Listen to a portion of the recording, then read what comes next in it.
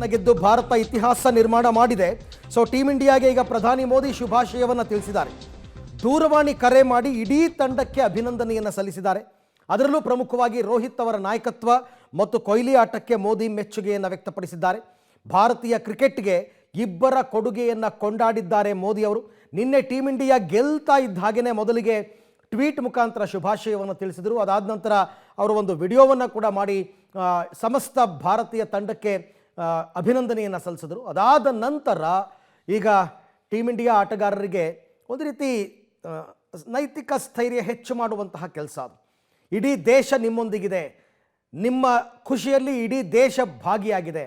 ನೀವು ಕೇವಲ ಕಪ್ಪು ಮಾತ್ರ ಗೆದ್ದಿರೋದಲ್ಲ, ಸಮಸ್ತ ಭಾರತೀಯರ ಹೃದಯವನ್ನು ಗೆದ್ದಿದ್ದೀರಾ ಅಂತಂದ್ಬಿಟ್ಟು ಆ ಥರ ಒಂದು ನೈತಿಕ ಸ್ಥೈರ್ಯವನ್ನು ತುಂಬೋದಕ್ಕೆ ಪ್ರಧಾನಿ ಮೋದಿ ಅವರು ಕರೆ ಮಾಡಿ ಮಾತನಾಡಿದ್ದಾರೆ. इंडिया को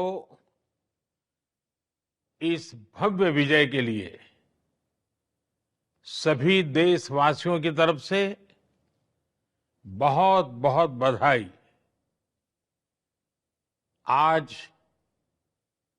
140 करोड़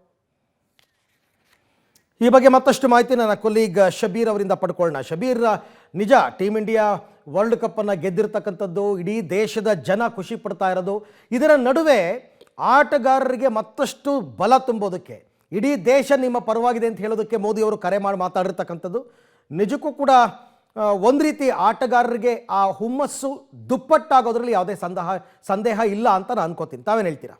ಅರವಿಂದ್, ನೋಡಿ, ಕೇವಲ T20 ವರ್ಲ್ಡ್ ಕಪ್ ಮಾತ್ರ ಅಲ್ಲ, ಯಾವುದೇ ಸ್ಪೋರ್ಟ್ಸ್ ಗಳಾಗ್ಲಿ, ಅದು ಸೋಲಾಗಿರ್ಲಿ ಗೆಲುವಾಗಿರ್ಲಿ, ಪ್ರತಿ ಆಟವು ಮುಕ್ತಾಯ ಆದ ಬಳಿಕ ಆಟಗಾರರೊಂದಿಗೆ ಮಾತನಾಡುವಂತ ಸಂಪ್ರದಾಯವನ್ನ ಪ್ರಧಾನಮಂತ್ರಿ ನರೇಂದ್ರ ಮೋದಿ ಅವರು ಇಟ್ಕೊಂಡಿರುವಂತದ್ದು. ಆ ನಿಟ್ಟಿನಲ್ಲಿ ನಿನ್ನೆಯೂ ಕೂಡ ಪಂದ್ಯ ಮುಗಿದ ಮೇಲೆ ಭಾರತಕ್ಕೆ ಏನು ಐತಿಹಾಸಿಕ ಗೆಲುವು ಸಿಕ್ತು, ಆ ಸಂಭ್ರಮದಲ್ಲಿ ನರೇಂದ್ರ ಮೋದಿ ಅವರು ಕೂಡ ಭಾಗಿಯಾಗುವಂತಹ ಒಂದು ಪ್ರಯತ್ನವನ್ನ ಮಾಡಿರುವಂತದ್ದು. ಆಟಗಾರರಿಗೆ ಕರೆ ಮಾಡಿ ಅವರ ಸಂಭ್ರಮದಲ್ಲಿ ತಾವು ಕೂಡ ಭಾಗಿಯಾಗಿದ್ದಾರೆ. ಮತ್ತೆ ಅದರ ಜೊತೆಗೆ ದೇಶದ ಜನರ ಕಡೆಯಿಂದ ಆಟಗಾರರಿಗೆ ಶುಭಾಶಯ ಕೋರುವಂತ ಕೆಲಸವನ್ನ ಕೂಡ ಮಾಡಿದ್ದಾರೆ. ಈ ಹಿಂದೆ ಕೂಡ ನಾವು ನೋಡಿದ್ವಿ, ವಿಶ್ವಕಪ್ ಸೋಲನ್ನ ಅನುಭವಿಸಿದಂತ ಸಂದರ್ಭದಲ್ಲೂ ಕೂಡ ಆಟಗಾರರನ್ನ ಭೇಟಿಯಾಗಿ ಅವರಿಗೆ ಧೈರ್ಯ ತುಂಬುವಂತಹ ಕೆಲಸವನ್ನ ಕೂಡ ಮಾಡಿದ್ರು, ವಿಶ್ವಾಸವನ್ನ ತುಂಬುವಂತ ಕೆಲಸವನ್ನ ಕೂಡ ಮಾಡಿದ್ರು.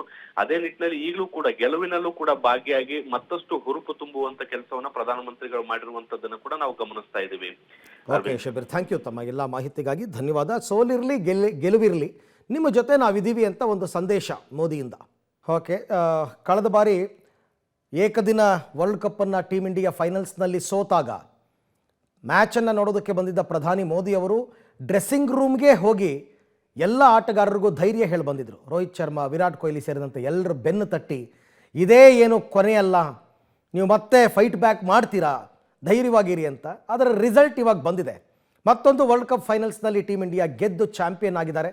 ಹಾಗಾಗಿ ಇದೊಂದು ಪದ್ಧತಿ ಮೋದಿ ಅವರು ಯಾವಾಗಲೂ ಕ್ರಿಕೆಟ್ ಅಂತಲೇ ಅಲ್ಲ, ಎಲ್ಲ ಆಟದಲ್ಲೂ ಕೂಡ, ಅಂದರೆ ಮೇಜರ್ ಯಾವುದಿರುತ್ತೆ ಅದರಲ್ಲಿ ಅಂಥ ಸಂದರ್ಭದಲ್ಲಿ ಅವರು ವಿಶ್ ಮಾಡ್ತಕ್ಕಂಥದ್ದು ಪದ್ಧತಿ.